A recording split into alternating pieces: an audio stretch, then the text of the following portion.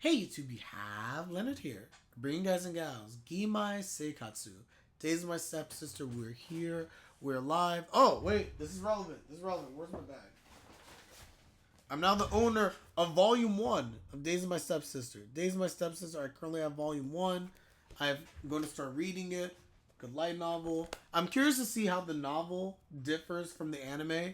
I know there are clear differences in the way they handle stuff, so I'm looking forward to reading that. I think it'll be really cool. So after I read it, I'll give some of my thoughts definitely in terms of how it differs from the anime. Anime has been absolutely amazing. I'm curious. I want to ask on Twitch chat, Emmy, do we have any comments on Reddit from the Arthur again? Because if so, I will happily consider that at the end of the reaction. I think that'd be cool. Started reading Alia's light novel. Ooh, I'm curious because I've never seen light. I've seen stuff in the manga. I'm interested in the light novel. Truly am. I believe it's light novel, manga, anime, right? For Alia. Yeah, if you see it, by all means, because it was very insightful last week. And I'm hearing good things about this episode. I apologize, I'm a little congested. Earlier in the week, I couldn't speak. Now I can speak, but now I can't breathe. Go figure. Anyway, guys, we're going to hop into this reaction. So let us begin. Smash that like button, it's greatly appreciated. We're going to start this episode in 5, 4, 3, 2. Did my thing freeze? Froze. Here we go. I hate my computer. I need a new computer, honestly. But anyway, we're going to start this in 5, 4, 3, 2, 1. Again, I want some Saki backstory from the past. Ooh! We're starting right with Saki.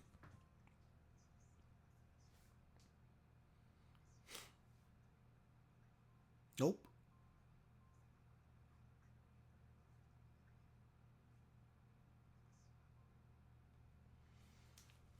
Emil, thanks again. I got the link.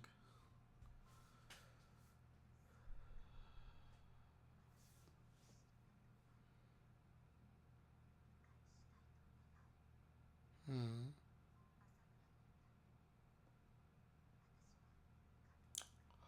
Oh, whoa, whoa, whoa! First time she's admitting that outward. We knew it. But whoa.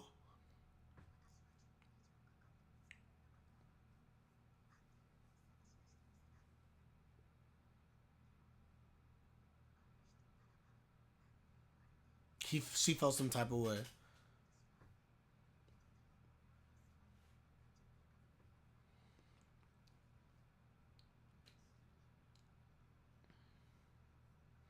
I love how we get her thoughts. It's so good.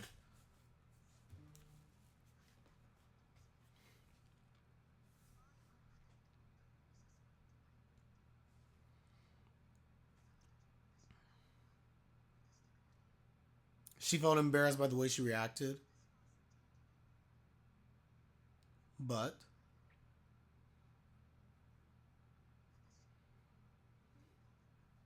oh, you definitely were. You definitely were, Saki.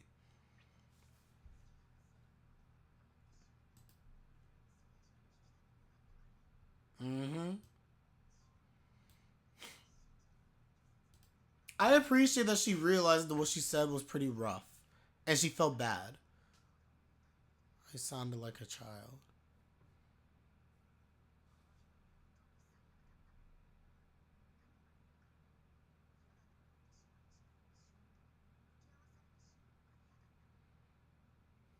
Hmm.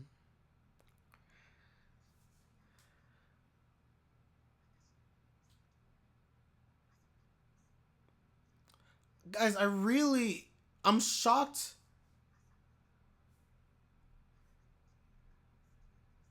And it's not personally that she dislikes Shiori. It's just the comparison she draws between herself and Shiori are so strong.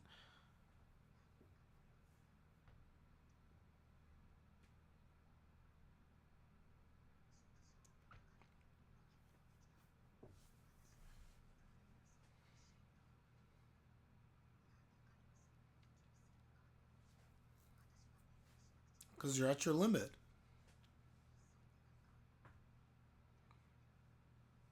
No, I agree, guys. She is really. It makes sense. I'm not entirely shocked. It makes a lot of sense given her personality.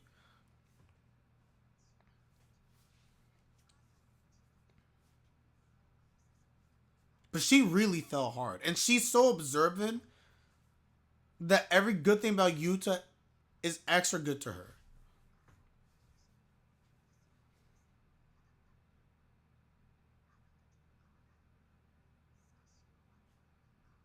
Hmm.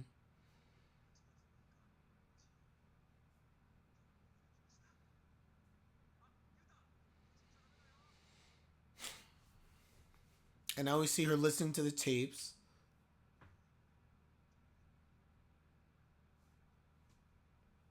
And she's literally transported herself almost into his past.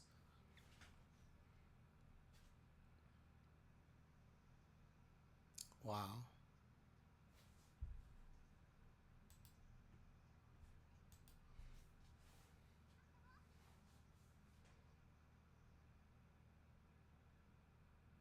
Guys, were we right?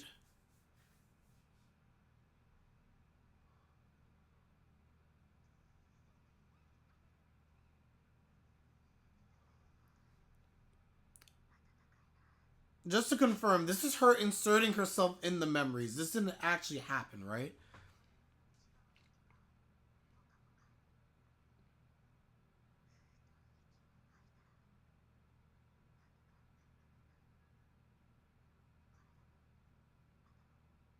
Dang.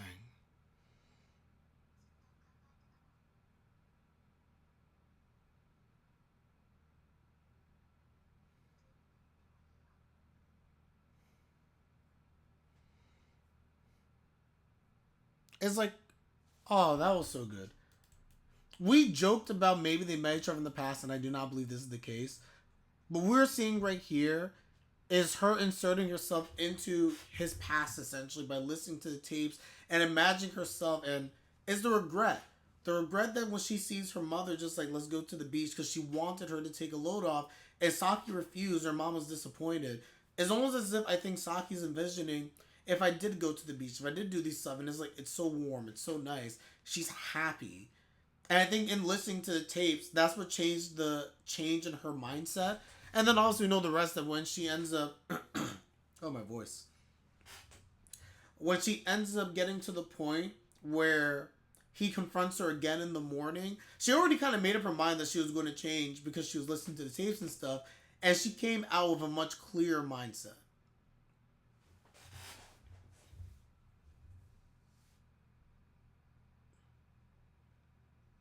Dang. James, I disagree. I think Yamada is very mature. She's stupid in some cases. But I think in her inner mindset and thoughts, anytime we get Yamada actually thinking about them, it's usually pretty profound. Not to this level. So mean. Anyway. Alright, so let's see what happens now. Good way to start the episode, by the way.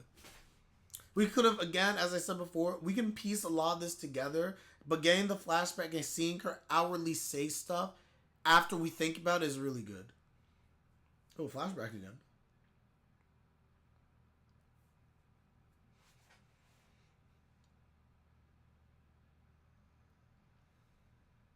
Oh, this is nice.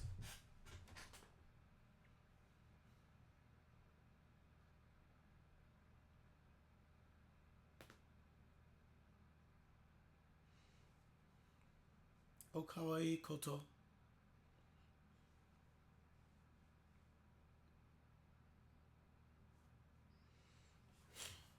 She loved the hippo. This she was such a cute kid, guys.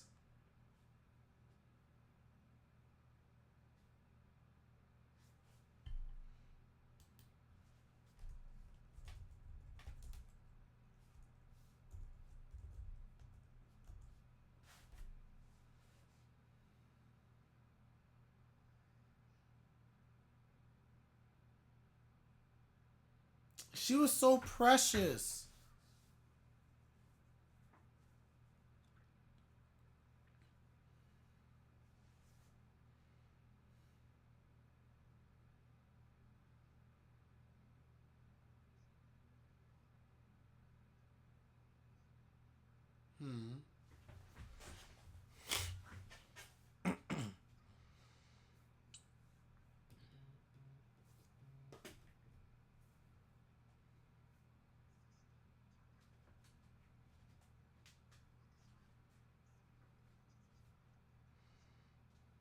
Gonna learn today.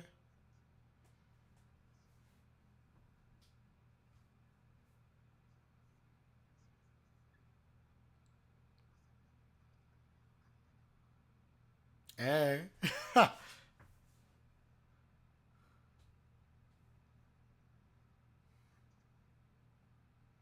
Yo, Saki looks nice.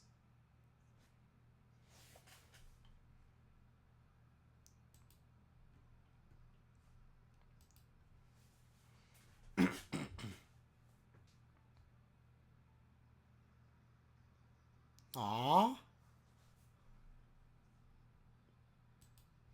Saki with the drip. It's a very nice swimsuit. Aww.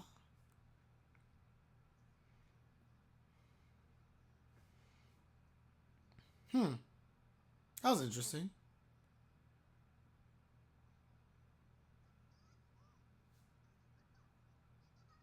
Cakeboard Othello?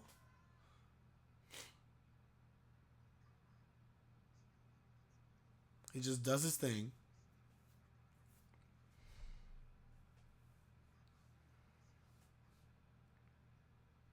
I would actually die if that happened.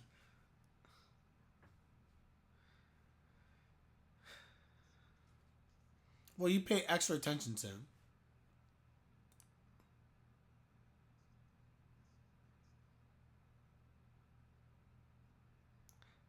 Oh. And we're back. You think Sakura is the Othello?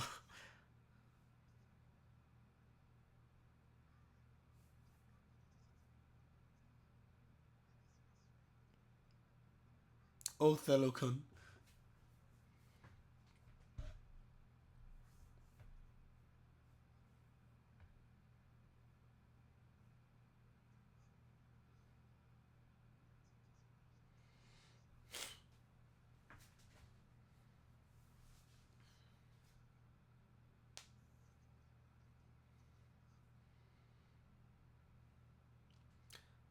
Now, I've said this before, it's interesting that we can see that she clearly likes Asamura.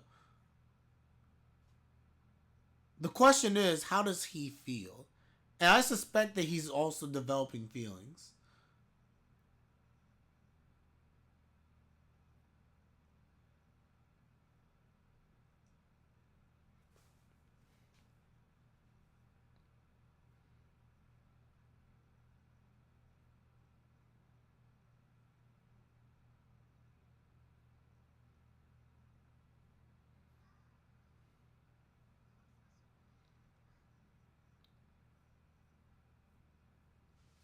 Ooh. That's it. That's the shot. Thumbnail number one. And number two, seeing that from obviously his perspective, again, he's developing feelings. Love is. I remember when I first quote unquote fell in love in high school. It's miserable. It really is. The amount of emotional ups and downs you go through. But we see here that even though they're not outwardly saying it, we're seeing Yuuta thinking about all these things. And he's like, uh-oh. Oh, wait a second. He said, uh-oh? What's that? This heartbeat? Oh, no. This is official. It hit him. It just hit him. He knows. Oh, that was so... I said it! Oh, my God! Let's go! I was just like, they just told us. It just hit. And then he actually said it. You heard the heartbeat. Once you saw him look at her, that was it. Then the heartbeat. We're getting his feelings finally. For the first time, we actually get his inner thoughts.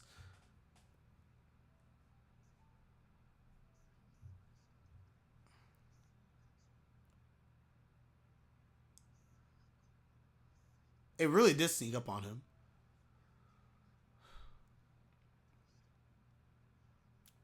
Oh, this is going to be messy. No, she's not. Like, respectfully, she's really not your little sister, bro. She's your stepsister.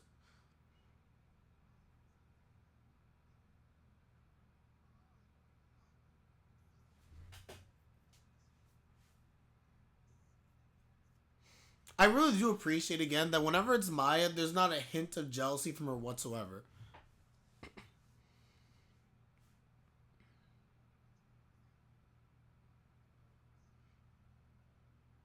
Exactly my point. It's funny. I told people about this series, and like when I bought an anime NYC, just random side note, people were like, "Oh, cringe." Steps. I'm like, guys, they just met each other. They're like, "Oh, that's stupid." That they don't know each other. That's fine. They literally just met, basically. So no, it is not weird. It's awkward because of family dynamics, but it's not weird. They're literally two strangers getting to know each other.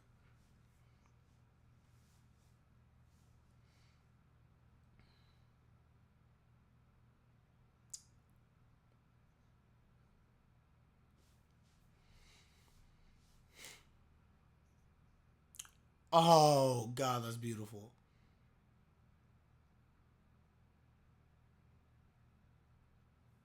Yes, that's exactly what it is.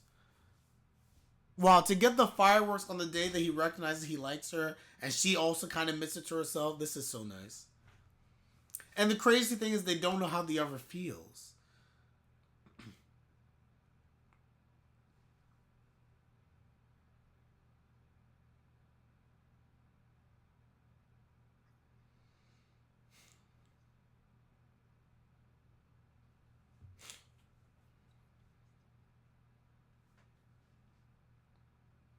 Oh yeah, if they met as children, it'd be very, very different. Because the way you view the person is different. They literally are strangers getting to know each other. But you're not going to say it. Oh my gosh. Oh, she said it. She's not going to say it. She's not going to say it, guys. There's no way. 0% chance she says it. I can't. No!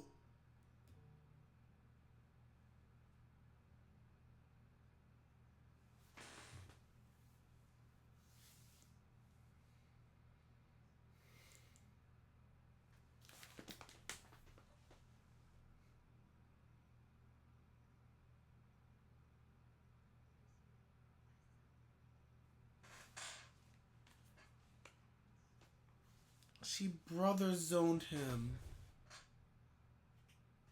And the worst part about it is she knows what she did.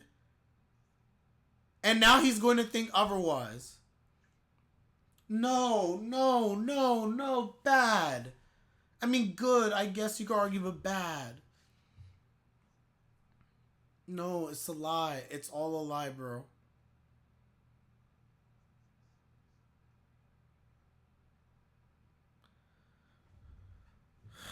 And now he's taking himself. He's gonna hurt himself now because he's gonna be like, "I'm a horrible person." Like this is so bad for his psyche specifically because he doesn't know how she feels.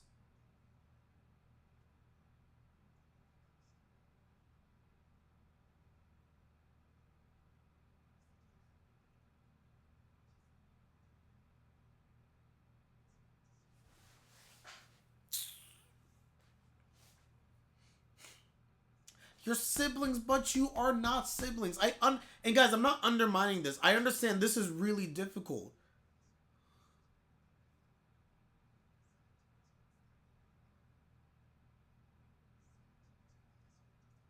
No, I don't think you could. I don't think she would be able to reject it.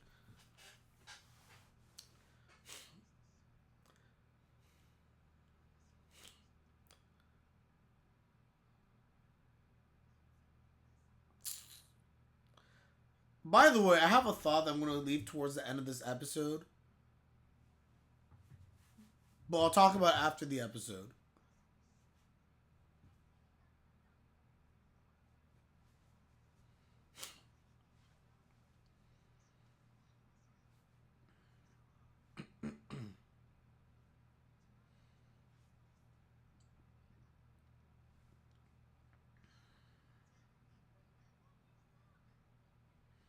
If I hear Nissan one more time, I'll lose my mind. She won't say it because it was too hard for her to say it.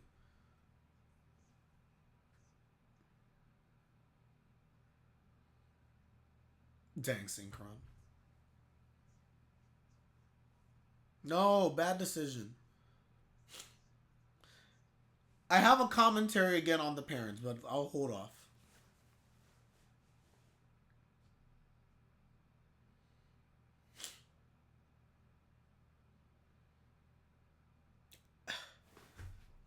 You can argue it's a very mature decision to make, given the family dynamics. Is she going to throw it? But the issue is that as long as she knows how she feels and those feelings are real, dang, it will come out at some point. Because she has the feelings. You can only hide it for so long.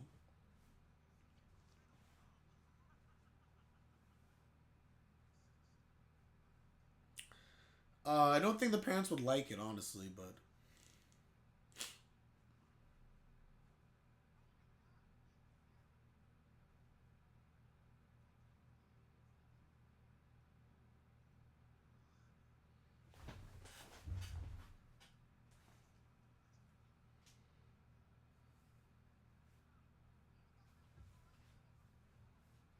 100% she would not have gone.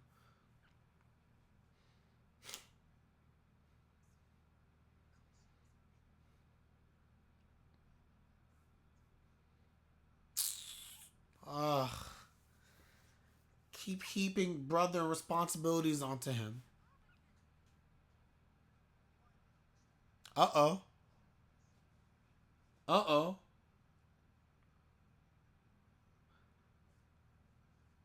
Possibly, James. Possibly. And that is a good point. No! Not the haircut.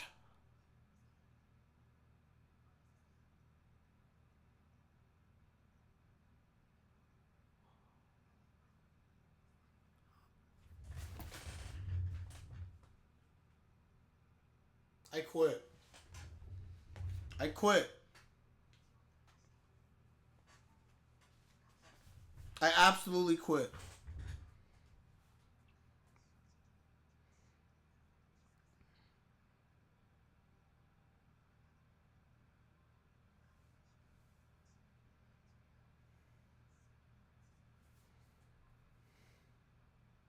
Cut her hair, locked away the diary, locked away her feelings, tossed the key. Wow, this hurts.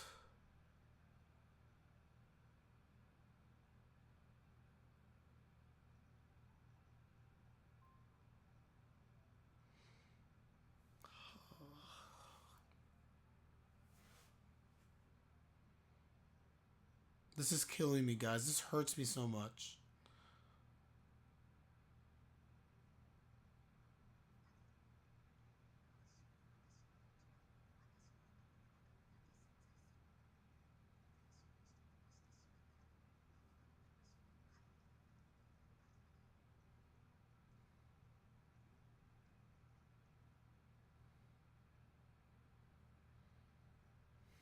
The young Saki.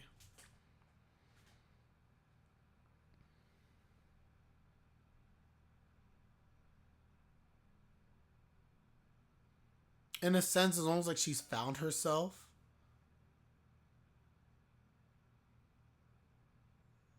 And she's. But she's also.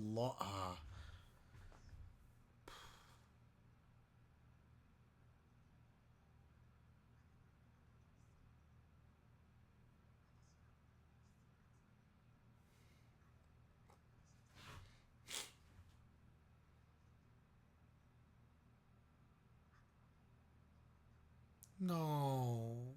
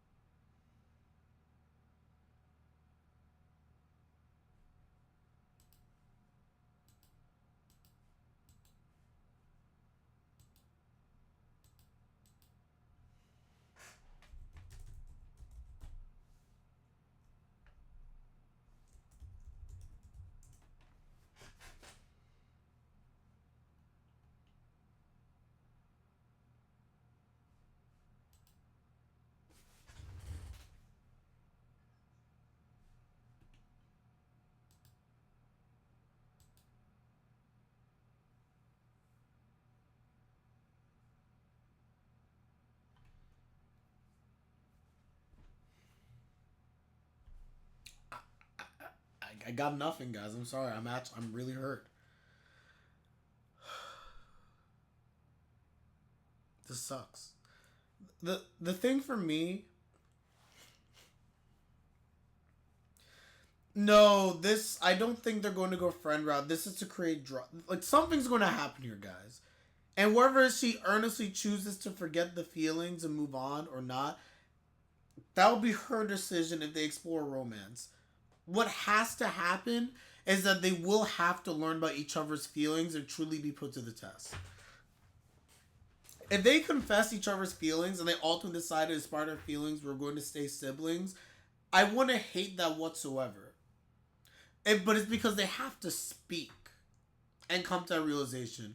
The fact that she's hiding her feelings and throwing it away and locking that inside of her, I think that's the really sad part. Because now we know that Yuta's developed feelings, and at the end of the day, he got brother zone. He's just like, well, dang, I'm selfish, I'm a horrible person. So he's hurting. And she's just like, I love him. I like him. But I can't explore this, and the only thing I can do is be his sister, and I have to do this for us, for our family. I have to, it's just on both sides, the reason why we're sad, it's mutual suffering. And mutual suffering is not good. Yeah, she's not going to get to he can't get to it. I think she locked the diary away. This is my assumption.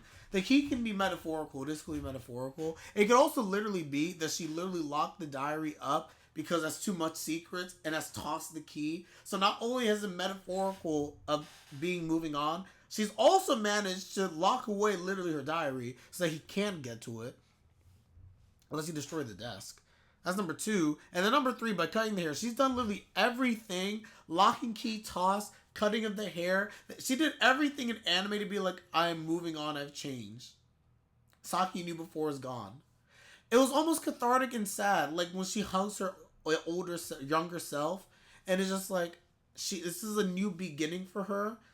But you can tell that she's not necessarily happy. It's melancholy. It's like, I'm doing this as his stepsister, as his little stepsister.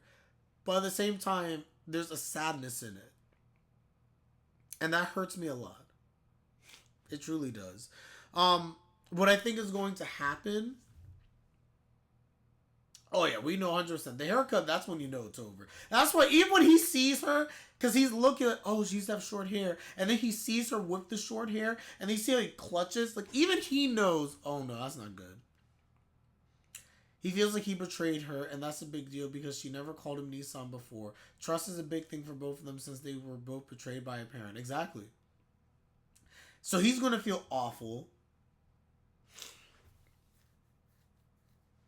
Before I get to the Reddit comments, or sorry, not the Reddit comments, the Reddit comments on Arthur. Before I get to that, bear with me for like 3 minutes, guys, because there's some things I need to get out. This situation really sucks, and I kind of danced around it when we talked about you get home with your wife is with short hair. Yeah, it's a wrap. It's a wrap. Either is just like it's over or she wants kids. Either or, who knows? It's over. It's true. If your wife came home and then the hair was cut, just know either it's over for you, like she's leaving you, or she's about to be like, yo, I want kids and changes are coming. It's a wrap. The parent side of this, we laughed about, or not laughed, I shouldn't say that.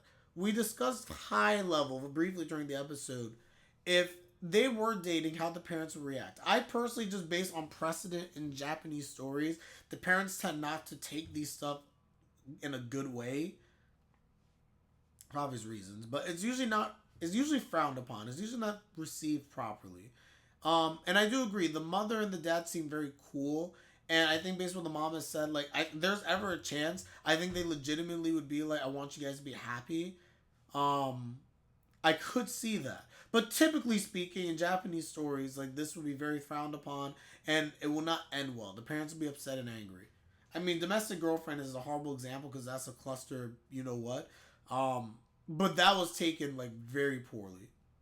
Like, the parents hated that idea. Hated it. And it was the same situation, we want to be honest, except it was a little bit worse because it was 2 sisters, but we digress. I'm going to say something that might be controversial, and that some people may not like. Oh, they're very clueless. Very clueless. I'm going to say something that people may not like. The parents pursued their happiness by getting together. And I understand that. And they went through their own trauma. And before I read the Twitch comments, I'm looking at the camera as I say this. I think that their parents in doing this, and any parents, quite frankly, the circumstances differ. In this situation with your kids in high school and the whole thing of moving in together, I honestly think is very selfish. And you guys can flame me for that. I think it's a very selfish decision on the parts of the family. And I say this because while you pursued your happiness, you put the kids in a really awkward situation where, because they're complete strangers and now they're forced to live together, you're asking them to develop familial love at a time where their hormones are all over the place. They're in the same school. They're literally strangers living together. It's almost like you're begging for something to happen. So as we look at the parents who do seem very clueless about all the stuff happening in the background, happening that they're getting along as family, it's a very selfish decision to me to pursue a relationship, get married, have everyone move in together, and then expect that nothing is going to happen. If Saki and Yuuta came to them and said, we have feelings for each other and like each other, and the parents have any issue with that, the parents only have themselves to blame because they nurtured that situation by having them live together. That is my general thought. So, for me, if I were in that situation and I were a parent, and hear me out again, if I were a parent, I would never let this situation even happen personally. If anything, if I really liked the mother, we could date, still be separate. And when the kids graduate and they go to college or live their lives and now they're adults legally, well, you guys can do whatever you want at that point. But we got to this point, and now you can pursue your happiness as strange, and then they can be whatever they want to be. In-laws, step-siblings, but having them as still young adults, kids, in the same household and expecting nothing to happen, it's wishful thinking. So for me, I hate that. Because when I see these characters in this story, guys, I know this isn't real, but let's imagine this is real for a second. This really sucks. And the worst part is that in most situations, the parents would be upset. They'd be like, you can't do this. You guys are literally brother and sister. We're a family now. What are the neighbors going to think? What are our families going to think? Well, you know what? You should have thought of that scenario, which is a very obvious scenario, before you started dating and then decided, let's get married and move in together. In a sense, I'm not saying you ruined their lives because they found each other and this has made something really good. But at the same time, you've also led to a situation where you can't be frustrated, you can't be angry with them. You can't. It's not fair. And now Saki, let's just say, we don't know where this is going to go, right? But let's just say that if Saki has locked away her feelings and that is that. And Saki puts on a facade for the rest of her life, you just ruined Saki's life. Unintentionally, you have actually ruined her life if she can't get over this. Because she's holding on to feelings for a person that she really cares about and cannot pursue it because she feels she cannot because of family dynamics. For a person who honestly she knows nothing about and has only gotten to know through living together for a couple months, and they're relatively strangers who are 15, 16, 17 years old. Those are my thoughts. Let's think about it. Your kids start dating, they still in high school, and they live together. The probability of something happen being in the same house is almost 100%. If she gets pregnant, how would the parents deal with this mess? I agree. And again, I would have to have a conversation with my wife and be like, by us choosing to do this, what I would argue is nonsensical, but by us choosing to do this, if this situation unfolds, we have to be 100% okay with it. We have to be 100% okay with it and tell them, guys, if this is what has happened, understand, it is fine. You guys can be together. And if you have any issue whatsoever, you should not have gotten married and lived together. You just shouldn't. True happiness becomes such a thing on every media in the century that sometimes it actually makes the series of movies or show less deep. Yeah, I hear you. It's not like you can tell the kids don't catch feelings. Hey, he said he was kidding. But it's true, you can't. You earnestly... Sorry, my wife just texted me. You earnestly can't tell them don't catch feelings while simultaneously putting them locked up in a house together. And they're strangers. Also, you're hardly home, quite frankly. So you're hardly home. It's just the two of them. Like it's just like it's one of those things where like if I were to put myself in that situation and I insert one of my high school friends and suddenly our parents were married and now we're brother and sister, that's incredibly awkward first and foremost, and I'd hate that. Number two, I probably wouldn't like her, but I can't guarantee that. I truly can't. Like, I have a woman who I used to go to school with who's a stranger now living in my house. And you know what? We start talking. We start getting closer. Yeah, maybe I do catch feelings. What do I do now? Mom, Dad, what do we do? Oh, well, you guys are just siblings. You can't do it. Can't do it. I'm like, that makes no sense to me. Anyway, so that was my rant, everybody. It is what it is. Hey, kid, do you know your mom is also your aunt? Yo, man, domestic girlfriend coming in strong once again. NBA, what did you send? Can I play this? Hold on. Ah, yo! Giga! I can play this. Giga! Like, literally, guys. Literally. And full credit to Giga. I remember when this video came out, because I was a big domestic girlfriend watcher. And this was so accurate. Like, literally. Literally, look at this. My mummy, who's also my step-aunt, had me with my daddy, who's also my step-uncle. But they decided not to get married because my dad's step-uncle was still in love with my step-aunt, who's also my actual aunt, who I never knew as a kid because she was in a coma since I was born. So one day my dad's step-uncle proposes to my aunt's step-aunt, even though she's still in a coma, and for some reason that's fine with my mum's step-aunt. So she wakes up because I put the ring my dad's step-uncle gave to This is so stupid. my aunt's step-aunt when they were having a love affair while being teacher and student in high school and also step-siblings. So my dad's step-uncle gets married to my aunt's step-aunt in front of my mum's step-aunt, my grandma's step-grandma, and my grandfather's step-grandfather. And so my aunt's step-aunt becomes my aunt's step-aunt, who's also my step-mom. And that's how my parents met. Oh gosh, toxicity at its best. Domestic girlfriend is toxicity at its best. Or worse, you could argue.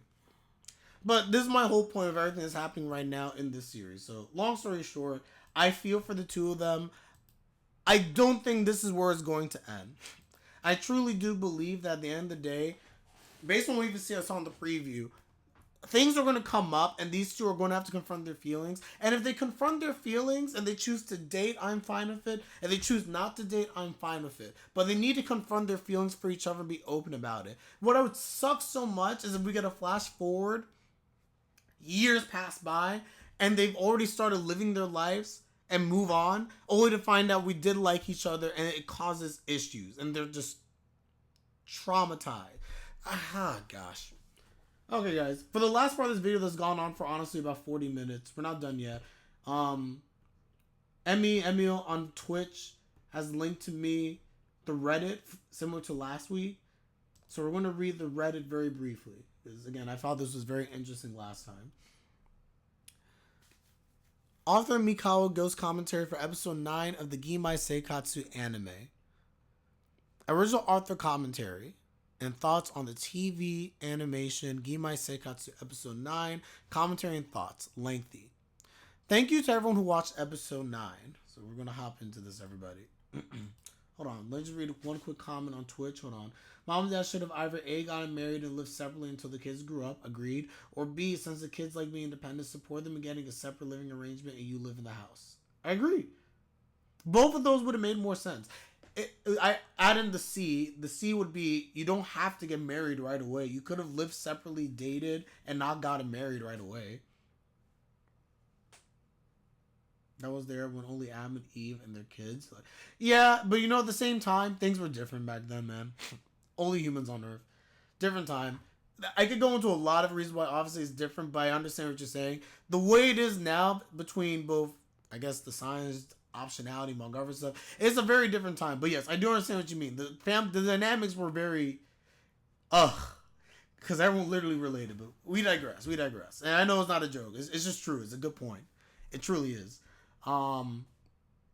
Anyway, this is the weekly, the only where I write my thoughts on the anime from the original author's point of view. This post contains spoilers in the range of episode 9, so please be careful if you haven't watched yet. Well, this episode 9 is my favorite episode. Likewise, it's definitely my favorite episode of the series. The one that moved me the most when I was shown the anime White Box. I am very excited to finally be able to talk about this episode. Episode 9 is also the episode that inspired me to post this long commentary and opinion, which we shall read. Some people still misunderstand me, but it is not as the creator that I write this long commentary and opinion every week. It is true that I'm the author of the original work of Giimai Seikatsu, but the TV anime is the work of director Ueno, studio dean, and all the staff who were involved in the actual production of the anime as their actual work. Noted. Although I have assisted in the form of script cooperation and supervision, this TV animation was created entirely with the help of the people involved in the animation, and all the credit and achievements belong to them. As a fan of director Ueno and the anime production team, I feel the need to write a lengthy geek talk about the anime. Give me 1 second, guys. Hold on.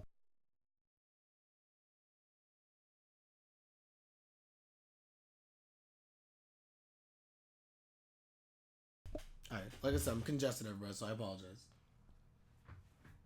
Very congested. Anyway. Well, of course, even so, I am also in the position of the original author, so I can't sit on the complete viewer side, and long commentaries and impressions have turned into content for readers and viewers as a result. I agree. Chair-kun. Well, that's my commentary. Impressions are neither correct nor anything else. I hope you'll read it as just my personal opinion, written by the person with the most extensive background information. Sate to. Now let's begin. Touching or leaving the aquarium. What director Ueno is thoroughly conscious of in this film is the sense of distance. It is not the expression, this is the distance between this person and that person, nor is it the expression gradually approaching from far away. The director's work expresses the subtleties of wanting to get closer, getting closer, wanting to get away, getting away, wanting to get closer but getting away, wanting to get away but getting away. Saki's nature is well expressed in the way she moves her hand close to and from the killfish in the tank at the beginning of the film as she narrates. I think it's a mixture of Saki's feelings of not wanting to get hurt and her fear of hurting herself. And I like the way the killfish and the aquarium are used as screen effects rather than being straight dialogue. I did not even realize that, honestly. That's really good. Diary voices and secondary voices. Then maybe you don't have to force me to join in because I'm not allowed to play. This I liked. I won't go. I can't go. In the diary, part of the original novel, Saki here described the feelings that her actual words and true feelings towards Yuuta were overlapping like a secondary voice. And she described it. I was impressed by the way this was expressed in the anime. I completely agree. And I see how it becomes like this when it's put on film. This is one of the parts that impressed me. I completely agree. That I obviously knows and it's really, really good. Sea of mental images. I'm so curious about this. While listening to the family record of the Asamoto family, Saki fantasizes, so this is not real, but she's inserting herself, okay? About how she and her mother are also there. Of course, this is nothing that actually happened. Key. In the tape, Yuuta says something like, I hope mother can come with us next time. I figured this. So now that's why she's imagining her and her mom there. Indicating that the Asamoto parents' disagreement had already started at this time. Saki also recalls her own family. And if the ISA mother and daughter were already family of the Asamoto family, father and son at this time, perhaps they could have become brother and sister who could honestly laugh at each other. Yo, Brokeman was up with his good. Welcome to the stream. She thinks about these various things which are linked to her mental image when she drinks the hot milk. I think it's that kind of direction. Why cassette tapes in this era? Ask for the question, why cassette tapes? Taichi is probably a retro hobbyist. Okay, that's interesting. Saki as a child and a hippo. I questioned the hippo, so I'm curious here. Hippos at the zoo Akiko took Saki to. Saki looked at it happily and said, it's cool and cute. I guess that's like Asamoto. Personally, I think that Saki's sensibility is well expressed here. And while she would often describe rabbits and cats as cute and lions and tigers as cool, she intuitively feels that the hippopotamus, which is a bit of a loose cannon, but is actually very strong, is both cute and cool. I think it's very typical of Saki. I don't know what the general feeling is about Yuuta being cool, but I feel that Saki thinks so subjectively, and I feel that this is very characterful. Also, the stuffed hippo. It is still on Saki's bed. I did not notice that. Sometimes she sleeps with it in her arms. I think it's really cute that she still cherishes the stuffed hippo that Akiko bought her when she was a child. I really did not notice this. Combined with the development that follows, every time the stuffed hippopotamus appears on screen, I find myself with loose, teary eyes. I say that childhood memories and the stuffed hippo are unfair. It's cheating. I also would argue that basically the hippo is almost like what's that metaphor? Yeah, you can say a metaphor. It's kind of like the hippo is almost like a juxtaposition. I want to say it's a juxtaposition to Asamura. It's like a direct comparison. Asamura is viewed as someone in her mind as both cute, attractive, and cool, right? And the average person may not look at the hippopotamus that way. They may not look at Yuuta that way as being a cool person. And she even says that it's interesting how only she feels that she thinks about all these stuff in detail about her character. But it's kind of nice that she's the only one who feels this way. The same way that she views the hippopotamus as cute and cool, I think is a juxtaposition to her feelings towards Asamura and how, just like she cherishes the hippopotamus, she cherishes him. Socializing with friends at the pool. This is really lengthy. Dang! Guys, I can't read all of this. This is what the? Guys, I can't read all of this. I swear I read socialism. Guys, I can't read all of this. I'm going to do my best, though. I'm going to do my best to, this is going to be a super long video otherwise. I can't do all of this.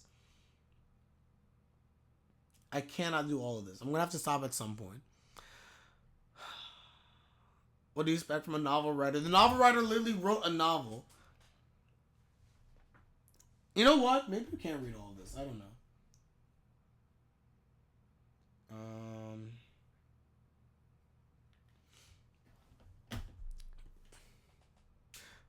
Socializing, not socialism, with friends at the pool. Although the story is lightly drawn, it depicts Asamura's high communication skills. In a word, his communication skills are high, but in his case, it is the ability to communicate without making enemies without hesitation. He's able to blend in naturally. Mentally, he is not good at it. This is connected to the fact that he's not good with women, but is able to communicate with Yomiuri Senpai and Saki, whom he has never met before. And I felt that the character of Asamura Yuuta was portrayed in a consistent manner. Conversely, Saki basically does not communicate that well with anyone other than Maya, and it is through Maya that she communicates. These are casually depicted in trivial cuts. I agree, I saw that. And I couldn't help but feel, how alive she is. Yuta's emotions and scenes of awareness. One of my favorite parts of the whole episode. In fact, this was a scene I was most worried about when it was decided to become anime. How am I supposed to draw here? And although this is an important scene where Yuta becomes aware of his fondness, the original novel adopts a method that is not often done the usual way, and we thought this was something that was very incompatible with the visual direction. Usually when a character becomes aware of romantic feelings or undergoes some kind of change of heart, it is done through some kind of action or event, together with a direction that is easy for the reader to understand pictorially. However, Yuta's realization of his fondness here is almost entirely completed in his monologue, and then he suddenly becomes aware of it in a way that seems to have suddenly emerged. In becoming aware of the actuality, I was convinced I want to portray it that way, and that it was better to portray it that way. However, if the events that are happening were to be visualized as they are, without the monologue, it would look as if he just fell in love with Saki's swimming costume and fell in love with her, which is not correct. I think they did a great job here. It was the way they did him looking at her and then seeing the imagery, spectacular. That's what did it. Because then you get to realize as as a viewer, he's thinking about Saki. He's all hitting him dang, I like her. And that's very real. But they put a very real thought on screen for us. I was aware that it was such a disadvantage that triggers for emotional change were difficult to understand pictorially. But if you're reading this long commentary and feedback, you already know that, don't you? The finished film should have been perfect, with absolutely no room for such misunderstandings. It was very detailed, yet it was not an explanation, but a video performance that you could understand exactly what Yuta was attracted to in Saki, and what happened to Saki that made him realize his fondness for her. Here too, Yuta and Saki's childhoods come alive, as they have continued to be portrayed in the anime original scenes. In the original novel, Yuta thinks about this just before he becomes aware of his fondness for Saki. When I replied, Ayase-san gave me a small smile. This is cited from the novel Gimai Seikatsu. The swimsuit did help, just a little bit. The montage was really good. I completely agree. This is taken from the Gimai Seikatsu novel. This is a citation, volume 3, page 203. When I replied, Ayase-san gave a small smile, not the dry expression she shows at home, nor the condescending smile she has for her father, but an innocent smile, similar to the one on Ayase's face when she was a child in the photograph. I think deeply that it was a good thing that I forced myself to step in. More commentary. In other words, he came to realize his fondness for Ayase Saki because he was touched by a glimpse of the innocence that remained in the cool and dry-looking Ayase Saki, something that had been lying dormant in the deepest depths. That was hard for me to say. This is because it resonated with him, because it was something that was missing in him, and because it touched the essence of the charm of the person of Ayase Saki. The building up of Ayase Saki's existence, which has been depicted up to this point, and Saki's expression at the pool, her spontaneous gesture, the wind, the sound, the play, everything intertwined beautifully to create the best moment. This is the same feeling as Yuta's, and the viewer's feelings for Saki must have been aroused and gripped by the many things that have happened to her in the past and the image of Saki as a child. Well, I'm very embarrassed, you shouldn't be, to say this, but I've never really liked the heroines I write. Dang! Proof again that there are authors and mangaka, they hate characters. This is just proof right here, but I digress. Gege, I'm talking about you, you bum. Say this jokingly. By the way, yo, for those on YouTube, Twitch is just like, oh no. Oh no. Oh. By the way, if I had to guess the way the story is written, I could have guessed 100% that there's a character that she doesn't like, it would be Saki. I could have told you that 100%. That was easy. And also Horikoshi with Deku. And by the way, that's also very apparent, because Deku sucks. But I digress. I don't mean to be a hater. I don't actually hate Deku, as I said before. But I will say this, so you can tell that Horikoshi does not like Deku because Deku sucks as a character. And in certain instances, I argue. There are things about Deku I just don't like. I don't think he's a bad character. I think my hero is good. I think my hero is interesting. And I think Deku is a fine main character. But Deku, there's just something lacking that I don't like. And I believe Horikoshi did this intentionally because he does not like Deku. He could have made Deku, in my opinion, more likable. And I think he consistently did stuff to undermine Deku's character. That is just my general thoughts. I will not go into it. I do not want to discuss it anymore. I move on. Gimai Seikatsu. And it's consistent because I say this a lot. But anyway, I've never really liked the heroines I write. Of course, I have the sensibility to think that this girl is attractive or that she is cute, but I've never had the feeling of falling in love with her from the bottom of my heart. It's no exaggeration to say that since I became a professional writer, there have been almost no characters, not just my own works, that I've fallen in love with from the bottom of my heart. But when I saw this scene, my mind completely reverted to adolescence. Unconsciously for a moment, I almost felt like I was in love with Saki, and then I came to my senses. No. What are you talking about? She's a character from your own work. Don't get into it like this one otaku. What?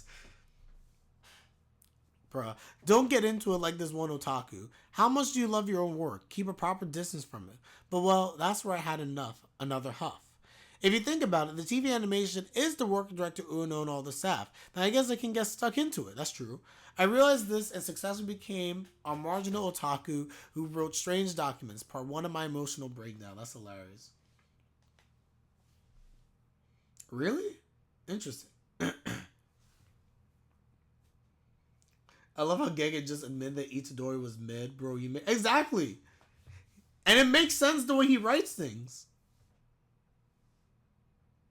Oh, gosh. I will say nothing.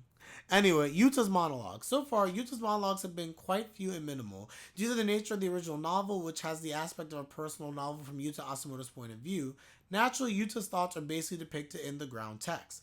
However, probably due to the sensitivity of director Ueno, who said on the radio and in interviews that he was hesitant about the POV moving unreservedly between Yuta and Saki, monologues were not used much up to this point. As a result, the monologue was used in a pinpoint place that had to be depicted in a monologue, and Yuta's monologue must have had tremendous destructive power. It did. Conversation on the way home, awkward Yuta. On the way home from the pool, guys, are we at an hour yet? This video is almost at an hour long. Oh my gosh. Ooh.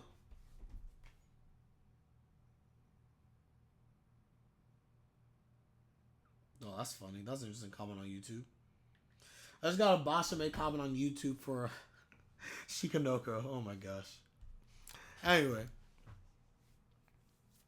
On the way home from the pool, Yuta exchanges line IDs with Maya. Although this is not mentioned in the dialogue, seeing this, Saki says to Yuta, "You and Maya have become good friends." She was observing, of course. When Yuta compliments Maya, Saki replied honestly or flatly, "Thank you." She says that Maya is her friend and that it makes me happy when she compliments my friend.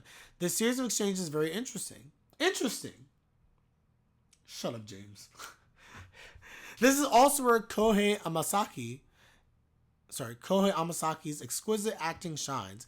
Yuta has never shown any signs of guilt towards Saki, even when he has been friends with Maya or Yomiuri Senpai. It's not surprising, as they have always treated each other with a flat feeling.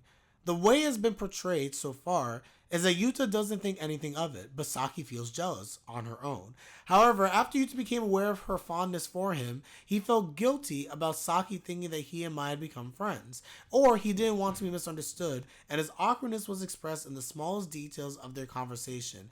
It is a small but personal favorite scene. I did not get that, honestly. I'm curious what director Ueno has done beside this. Gonna look this up. I agree. Very interested.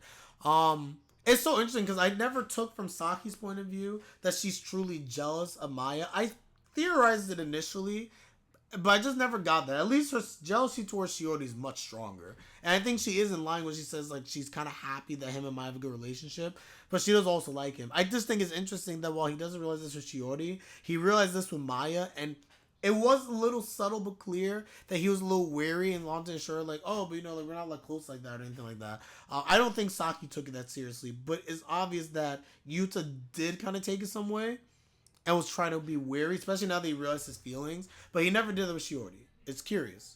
It's interesting. Okay, let's keep going, guys. Original animated fireworks. Fireworks that the original author forgot to write about. No need for long words. It was good. Very good. I agree. Yuta and Saki's faces illuminated by the light of the fireworks. The emotions growing there. The sound was also wonderful. Tension rising higher and higher. And then... Nissan! Stupid. I was like, wow, part 2 of my emotional breakdown. I feel like we're living through the Arthur on our breakdown. Like, I'm just getting angry again. I wanted to see Saki and Shorty interacting TBH. They kind of give it to us a little bit, even in the locker room. They don't speak, but we see it in the cut flashback, and it was awkward. You can tell Saki is awkward and weary. Ooh, man, I need water. Original and... Oh, I read that, sorry. Saki from now on using Nissan. Trash. Why does Saki feel that she had to say it now, here? In the anime, it is not clearly mentioned. I mean, we can assume why. Although the feelings can be read if one wants to, so they're depicted. But Saki is acutely aware of Yuta's budding feelings of fondness for... Oh! Really? She feels that Yuta's... Oh, whoa. I did not get this. I took it as because now she's admitted her feelings and she felt this rising and she had an inclination. If he were to say something, what would she do? And she just... I didn't think that she knows the feelings that he was developing. So it just happened. Oh, okay. So by the way, of everything that we've read so far, this is A tier. I did not expect this. This is unexpected. And Saki's much smarter than we realize, clearly, again. She continues to fool us. She's a genius. She's smarter than Naudi. Just saying. But Saki's actually acutely aware of Yuta's budding feelings of fondness for her. So she was like, he's getting into me alright. She feels that Yuta's gaze and feeling towards her have changed, although she is not convinced by logic but by feeling, and suspects that it may be a convenient delusion on her part. And this, combined with Saki's own growing feelings, has made her afraid that if they continue their conversation in a good mood, they might say something to each other that would lead to a desire for a romantic relationship, or even confess their feelings to each other. Hey, yo, take that back. I will not. Oh, gosh. So she feels she has to draw the line here, and that leads to, I felt I had to say it now. Does this emotional flow of hers seem strange to you? Some may wonder. Not really. Saki is so strongly attracted to Yuta that she is jealous to this extent and would have wanted his favor. If she felt that they might be in love with each other, wouldn't it be better if she confessed her feelings and went out with him? But real life don't work that way. Dang, so she nerfed this boy. 100%. But it doesn't work that way. This has to do with Saki's view of love and Yuta's view of love. Details are discussed again below in words. So below in what does romantic feelings mean to Yuta and Saki below. Amasaki's golly performance and what face should I go home with? This was crazy. I was like, this is so hard. I mean, the series of Yuta's emotions, episode 9, Mr. Amasaki's performance, everything was admirable. So below, what does romantic feelings mean for Yuta and Saki? I feel that sometimes this is not fully conveyed in the original novel, and I only lament my own lack of ability. Honestly, yeah, I guess I create a whole new genre for myself. Read novels. For basically reading. You know, we should do light novel reading, everybody. Forget the manga read-throughs. Let's just do light novel readings. This should be a thing. Let me know if you want this. My throat hurts. Before I read this part, I need it. Guys, give me a minute. I need water. My throat is so dry. Give me 1 second.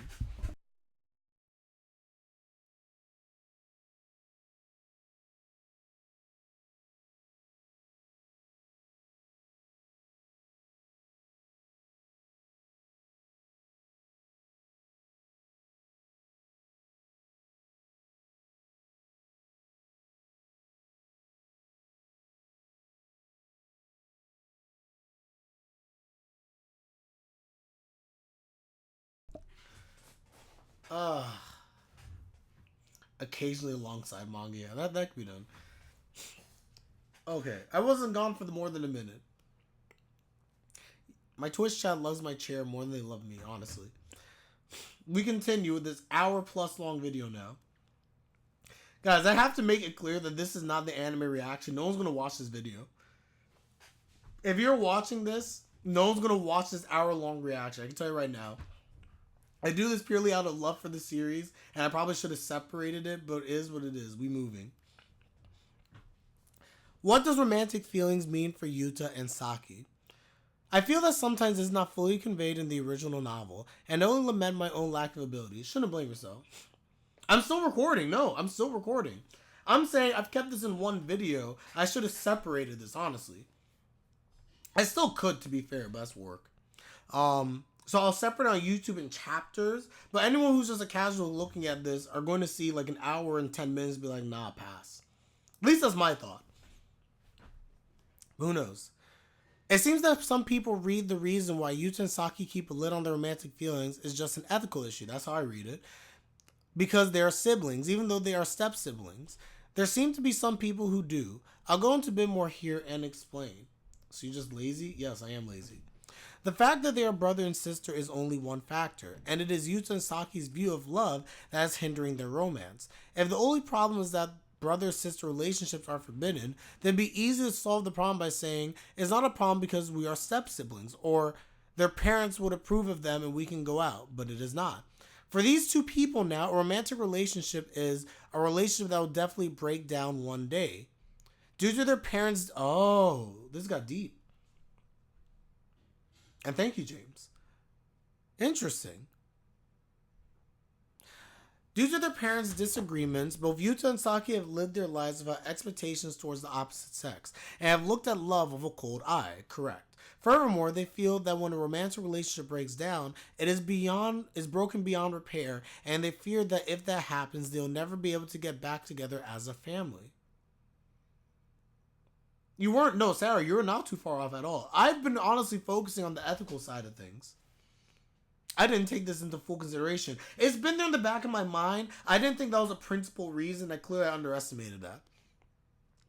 Both Yuta and Saki think that Taichi and Akiko will finally be able to spend happy times together and will want to be happy as a family with their children, correct? However, if Yuta and Saki were to fall in love and break up, they would surely not be able to maintain a happy space. That is what they both fear. Fair, which again, I still take this back to the issue of this whole arrangement anyway. This is part of the issue. Now, please recall Saki's behavior in episode 3. I was literally about to say, but episode 3. At this time, and I understand this because Saki wasn't fully deep yet. Thanks for reading the light novel for me. No worries. Yo, for everyone who didn't want to read this on their own, I'm doing a great work for you. However, now please recall Saki's behavior in episode 3. At that time, Saki tried to make sexual contact with Yuuta. At that time, Saki did not have any romantic feelings for Yuuta. She did not do it because she liked him, correct. On the contrary, it can be said that she tried to establish a functional relationship that was detached from feelings, correct. Functional relationships are less likely to create fatal cracks. If romantic relationships are deeply connected and eventually produce fatal cracks, functional relationships are shallow and can be maintained as long as they leave small cracks and are convenient for both parties. So that act was a risky act for Saki that she could just barely attempt, and for Yuuta, it was an act on the line of I don't want to do that either. That makes perfect sense to me. Akiko's I'm really glad that Yuuta is her big brother. Ugh. I remember an episode during the recording process that left a lasting impression on me regarding the dialogue here. I remember discussing with director Ueno and sound director Konuma about what kind of saltiness the lines should have. What is very difficult is that the line needs to feel like a nail to Yuuta, which it did, as if to say, Saki is your sister, so she's not someone you should be in love with. Okay? But Akiko herself had no intention to do so, which I do believe, by the way. I actually do believe, and I'm so glad, James, you brought this up, that I don't think the mom, and we don't know about the dad, but I don't think the mom would actually be opposed from what we have seen from her. I actually think, compared to a lot of stories, the parents would actually be okay with this. Believe it or not. But I'm speaking from a traditional Japanese story, like, it was not supposed to be taken that way, but as viewers, even as I read that, I was like, as viewers, we're seeing this from Yuta's perspective, so the way we took it is the same way that Yuuta took it. He was just like, dang, that sucks. Because he's so focused on the familial responsibility that hearing again, you're her brother. Every time he hears brother, it kills him. It literally slowly, I can't even say slowly kills him, it kills him quickly. Agreed. Completely agree. Gosh. But Akiko had no intention to do so. As a result, Ueda Reina gave a wonderful performance here. Saki with a haircut. Oof. Who's Reina? I don't think I know who that is. Off the top of my head, I'd have to look. Reina Ueda. I say Akiko. Off the top of my head, is not ringing a bell. Like, the name sounds familiar, but I don't know what she's done. She is... Oh, from Kimi... Oh, okay, I know who she is now. She's also Chihaya from Make Heroines Great. What else has she done? So he said Kano from Kimetsu no Yaiba. Shinigami Bochan, Amelia, 3rd season. Haven't seen 3rd season. I gotta watch that, man. Dosanko Garu, she was Dana-san. Ooh. Which is funny, for obvious reasons. She's Lemon? No, it says she's Chihaya. No, I promise you, Make Heroines Great, and it says Asagumo Chihaya. Not Lemon, I promise. I'm not making this up. Oh, she's Lemon from Mashal! Oh! That's wild. Did not expect that. Interesting. In Bleach, she's also unimportant. Unimportant character from Bleach. She was one of the Fullbringers. We don't care. Chainsaw Man, she was Riz. I don't remember who that was. Tact OP Destiny, she was Hell. Mushoku Tensei, Ariel. She's Reze, yes. She's going to be Reze. If we actually get Chainsaw Man Season 2, that would be nice. Kaguya-sama, she is Kyoko. Anyway, guys, I'm going off on a tangent. You guys don't care about this. Anyway. Saki with a haircut. The anime's original direction gave multiple layers of meaning to Saki's action of cutting her hair. It is an anomaly that a photo of Saki as a child eating beef stew shown on her mobile phone. However, thanks to that scene, Saki's childlike appearance equals sisterly appearance is shown as a photograph, and her hairstyle is a silhouette similar to Saki's current appearance after cutting her hair, so you'd become strongly aware of his sister. I thought so. The superimposition of Saki with child Saki in the phone, she's my sister, you know, we're brother and sister, is emphasized in a way that viewers can understand at a glance. I agree. It was a strong expression that could only be achieved through animation. It was going to be in the movie. Ooh. Dr. Stone. Ruri. By the way, I don't think I need to explain this, but at the beginning of the episode, Saki thinks that Yuuta likes long hair like Yomiuri Senpai, and this leads to this act of cutting hair. I understand that. Like, we didn't talk about this on the stream, but it was also obvious that she thinks about the long hair, and then she cuts her. Like, I get it. Saki thinks that cutting her hair will cut off her consciousness of trying to be liked by Yuuta, something like unfulfilled feelings. Now, I would like to remind you of Saki up to about episode 2 here. She had been rejecting things like gender roles and assumptions like masculinity and femininity to the extent that she had disciplined herself to the point that it is not good enough for her not to think about the possibility of Yuuta wearing women's underwear. But even here, she feels a contradiction of her feelings, a kind of irony. How can masculinity or femininity be defined by something as superficial as hair length, but her own consciousness is being driven by it? This kind of human fluctuation is also expressed here. Even if she thinks this way with her rational mind, this is what happens. I'm home. Nissan. Trash. The irony in human nature. It's really good. It's true. She clearly calls... Oh, so director Uno, who's done directing for Sasaki to Miyano and Showa... Sorry, she's Sasaki to Miyano and Showa Genroku in 2 episodes of Cells at Work. Oh, I love Cells at Work. That's my show. I love Cells at Work. She clears Yuuta. Sorry, she clearly calls Yuuta Nissan in front of the family. This is the moment when a clear line is drawn. However, this does not mean the relationship has gone backwards. It is that holding back and sealing off real emotions is something that Saki has also done in the past. However, this holding back and sealing is clearly different from the previous ones when she was a kid. Because we know that as a kid that she was someone very different, and she in a sense sealed off her emotions and became the Saki we know today. She's essentially had another transformation and is doing it again.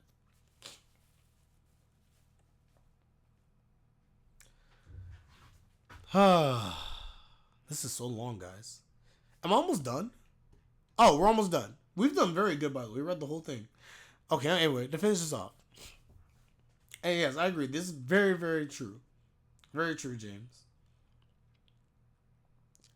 It's clearly different from the previous ones. It is not the endurance as ceiling of not trying to rely on Yuuta and not approaching him, but the endurance as ceiling of relying on Yuuta and treating her as a younger sister.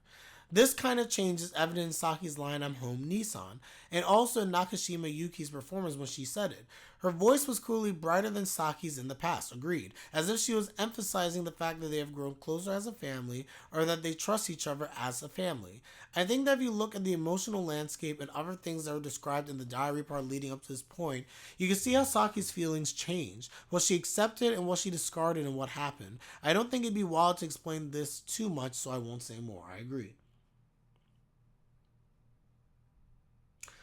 I disagree. That I believe there are steps backwards. I think the moment, my honest disagreement, I think the moment you choose to seal off a part of yourself, even there's still forward progression and she's entering a new stage, the moment you seal stuff away and it's something that still eats at you, you've taken backward steps. I call that, it's not like she's gone backwards as a character, but we have definitely we've taken steps backwards overall, in my opinion. So the issue is that this isn't something where, like, I made this decision, I'm moving forward. We all know very clearly this is not going to end well.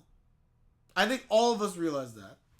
I'm a simple person. If something came out of the Arthur's mouth, I'll shut up. Well, no. I have a brain, and I disagree. Arthur-san, you can have a way of writing, and I understand that.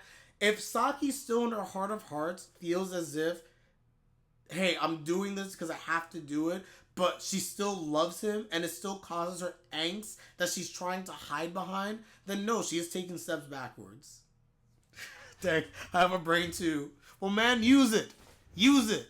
Don't let the author dictate what you believe. By the way, I largely kid. So for James, you get this. For those on YouTube, if you're still watching this, I largely kid, so let's breathe. Let's breathe.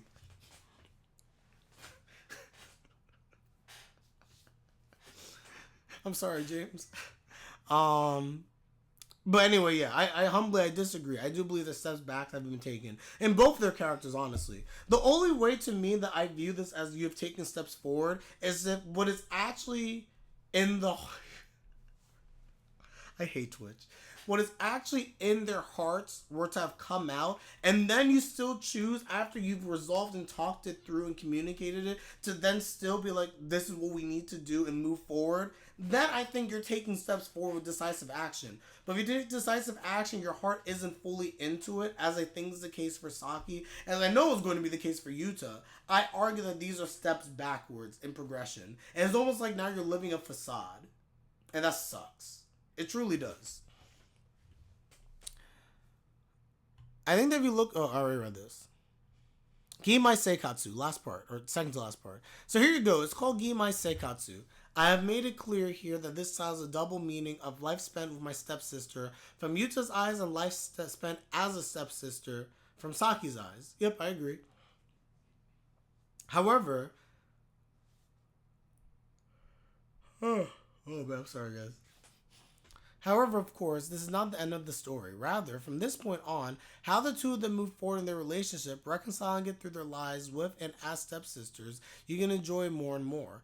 By the way, in the part, I don't need any more diaries in this stepsister's life, don't you think that Nakashima Yuki's performance as well as the drawings have a bit of freshness or lightness? I agree. And the result is not too sad? I agree, but it sucks. The only character that for me can make this go forward instead of backwards is Yuuta now. I agree. Sorry, but I have no faith in Saki anymore, not for relational development anyway. I completely agree. It really does fall on Yuuta. I think Saki is the type of person, she will literally wall herself and she will continue to live behind a facade if it means that she can avoid the breakdowns that we just discussed throughout this novel reading by the author. Completely agree. It literally is up to Yuuta to actually have to face the realization of their relationship and their feelings and put it out there and have then Saki respond in earnest. I completely agree. It's up to Yuuta now. That's just my thoughts, and it can make me not go that way, but that's 100% what I believe as well.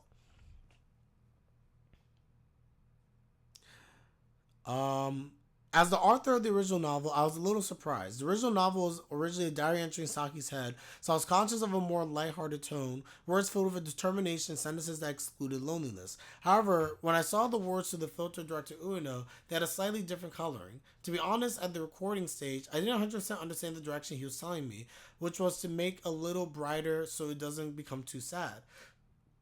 So at one point I remember confirming, that's the direction you're going with, isn't it?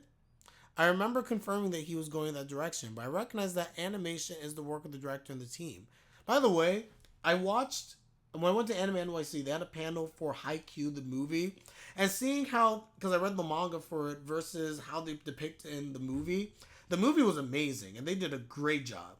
The way a director and a studio go about doing something can really bring it to life in such a different and better way. Like, the director deserves an award for how they handled Haikyuu and how they handled, like, the POV for, actually, I don't want to get too much into this. Actually, let me shut up. I don't know if people have actually seen the movie. Let me shut up. Never mind. Anyway, let's move on.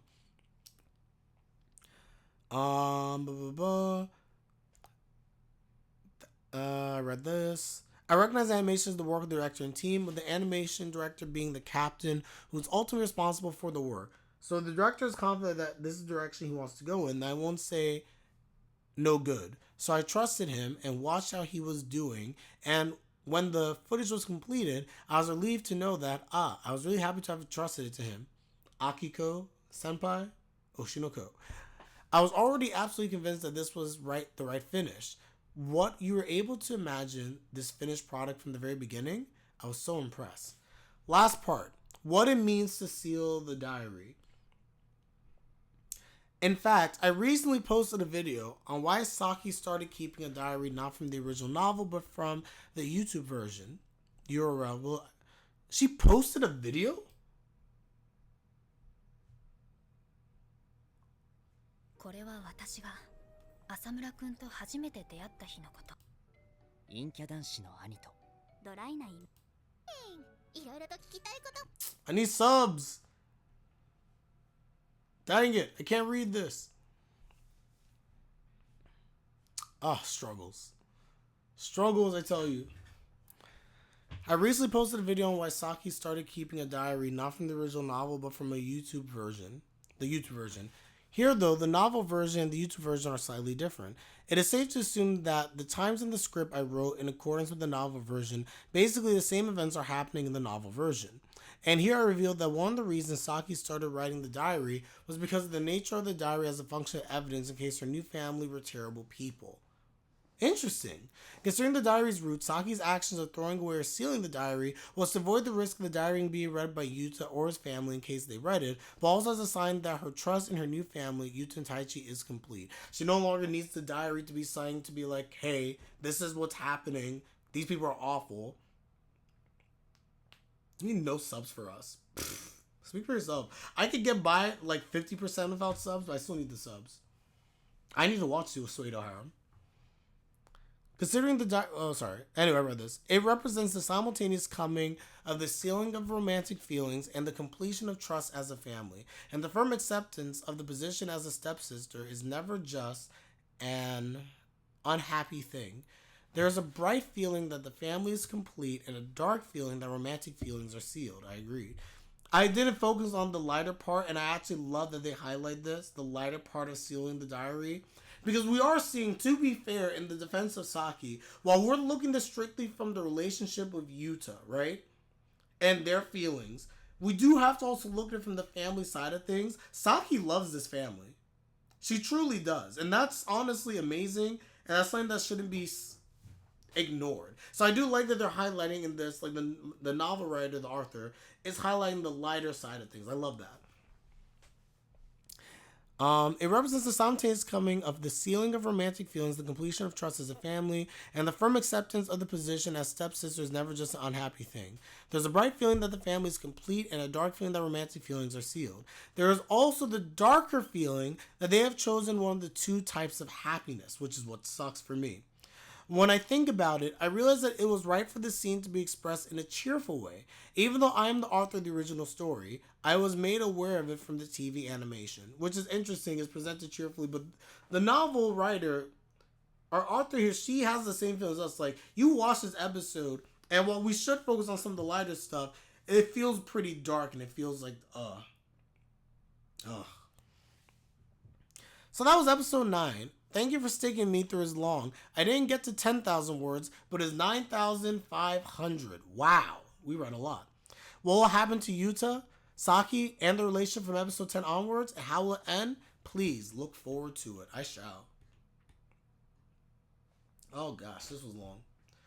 Well guys, we finished the episode and the rant in like 40 minutes, and then we spent another 50 minutes going through this 10,000 word essay. Yeah, I know you said 1,000 words, and I was like, this is not 1,000 words. Like, I could write 1,000 words like that. I know when I write certain things, and there's like the 500 character limit, I was like, this is much more than 1,000 words. I'm reading a literal essay. And a lot of essays I used to have to do were capped at 5,000 words. I didn't think I'd read all of this, but it was good. She even leaves us with the final Dragon Ball Z preview. That's so true. What will happen to Yuuta and Saki and their relationship from episode 10 onwards, and how will it end? Find out next time on Dragon Ball Z.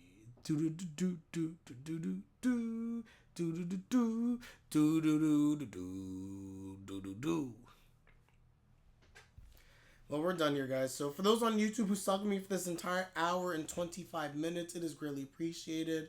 Amazing work from the author. Amazing work from the studio. This, as I said before, I really do feel like it is my favorite. It's between this and Makeine, and personally, I find Makeine just very enjoyable as a story, so I like Makeine. However, I will tell you this, that purely based on direction of the story and the way it's handled, I think that Days of My Stepsister is very easily the best show of the season, in my personal opinion. But I like shows like Makeine more. It just is what it is, because Makeine as a concept is just very refreshing, and it's just more up my alley. But Days of My Stepsister is literally the... and when I say, I'm talking about new work, so Oshi no Ko does not count, because I'm counting that as like, it's the second season. So if everything that's new this season, like new, like a first season show, had nothing, it's really Days of My Stepsister, Makeine, and Alia that like are just different tier for me. And I'll tell you this, Days of My Stepsister is the best production. It just is. It's the best handled series. And it's a type of series that's very easy to go eerie and not work out. They've done such an amazing job that, again, I think the direction has just been top tier. It is the best of the season so far. It does not mean that it is my favorite of the season, because I do believe that Makeine, just as a story, which also has been handled very good, is really, really good.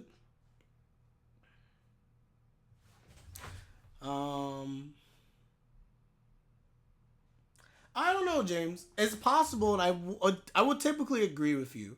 But at the same time, since it's not something that's highly being advertised and it's just something on Reddit, I really do believe that the author is just like, I really like this series and I want to get my thoughts.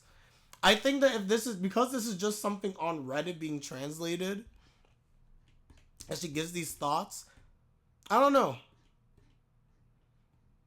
I think it's one of the best in Studio Dean as well. I completely agree. The direction's been amazing.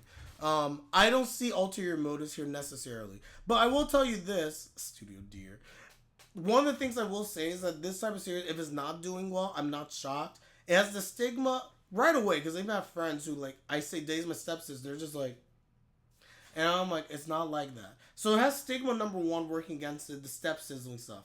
The second thing is that if you watch this, and we'll be real for a second, there are people who literally just want action. There are people who just care about action or something to be moving. They want constant story to be moving in the direction. They want to see stuff. When you have exposition, people do not like exposition. I think that's a trash take personally, but everyone has different interests. It just is what it is. I think that's trash. But I think people also have different interests. You respect different people's interests. So I think that there are individuals.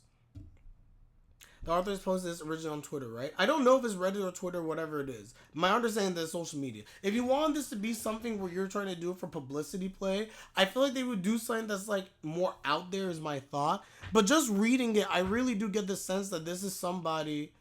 Hey, Chaudhary, welcome to the stream. Thanks for the chat. It's one of those things where, at least for me, as I look at this, it really does feel genuine from the heart. Like a person who really loves this work and wants to like allow everyone to be like, here's some to sell things, because this is complex. And the average person, I'll say this again, will not understand what happens in the series. I promise you. Average person will get, like, think about us. I think we've gotten very to the depth of this series, and there's still things that we're benefiting from the author explaining stuff, and it's really good. It's really, really cool. I think it's from the heart, and I think it's to try and help and inform people who watch the show and like it. This is cool, but there's even more layers to it that you may not be fully getting. Yeah, a lot of people are just like, this is going to be trash. And honestly, when I took this story on, and I'm not even going to lie, guys, I thought this was going to be just trash. I thought this was going to be literally for the culture, and I was like, I'm here for the nonsense. And then I read this, and I was like, oh no, this is quality. Not read this, I watched it. I was like, this is very quality. People criticize Christopher Nolan every time because of how much exposition he does in movies. Everything needs to be explained in the minimum details. I disagree to BH. I completely disagree as well. I love Christopher Nolan movies. It's the same thing, like, people got mad with 86, for example. I got into not a fight, but I got into a discussion with one of my friends who did not like the direction of 86, especially 86, the second season. And it was one of those things where I was like, well, this is done in a way where the average person probably will not like it.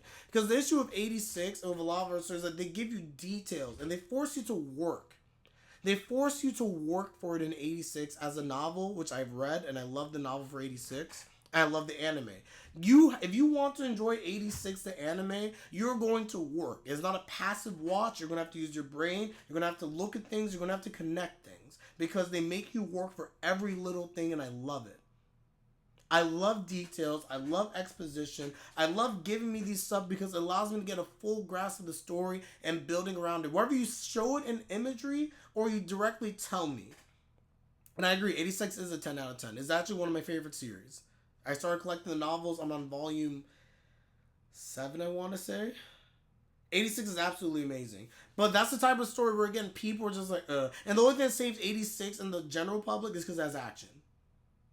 This doesn't have action. So people see this and they see the story and like, I don't know what's happening. This doesn't make much sense. I don't really care. I'm confused. And I'm like, just watch. Watch and understand. And you will not get everything. So you have to re-watch. I promise you, after I finish this, I'm going to rewatch the whole series and get an even better sense after reading the author's comments, and I'm going to have my experience heightened even tenfold. This is something that has great rewatch value. I can already see it.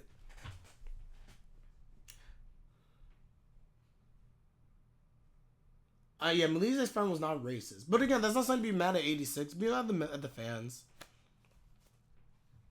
I agree. No, James, I completely agree. I remember this too. My favorite reaction is watching 86, and she is similar to you, where she breaks things down, takes her time with it. But it was one of the first times on her channel that she had more negative than positive feelings about a show. A lot of people didn't feel great about 86 at times. As a matter of fact, my friend brought up very specifically with 86, something that bothered her was the introduction of what's Best Girl? Oh, I can't remember Best Girl's name all of a sudden for some reason. 86 season 2 characters. The lolly. I'm sorry, I have to say, I call it as I call it. She was a lolly. Not Melise, the lolly. Frederica, there we go. Has such, and James, we talked about this. Best girl's name is Melise. James, I don't know if you remember this, but we did talk about this. About you, I know for a fact, James, we talked about this. I don't know if I've talked about this with other people, but we talked about this with specifically Frederica. Hated the fact that the Arthur catered to lollies and had this character who had no function in the story. And I was like, Frederica has a purpose in the story. Likewise, this is Japan and it's also kind of light, this and that. I have no issue with Frederica's character whatsoever. I just personally do not. But anyway, guys, let me end this here. I gotta run. Like the video, subscribe, like my content is greatly appreciated. As always, with that, I'm Len and I'm out. Take care, everybody, and have a good one. Peace.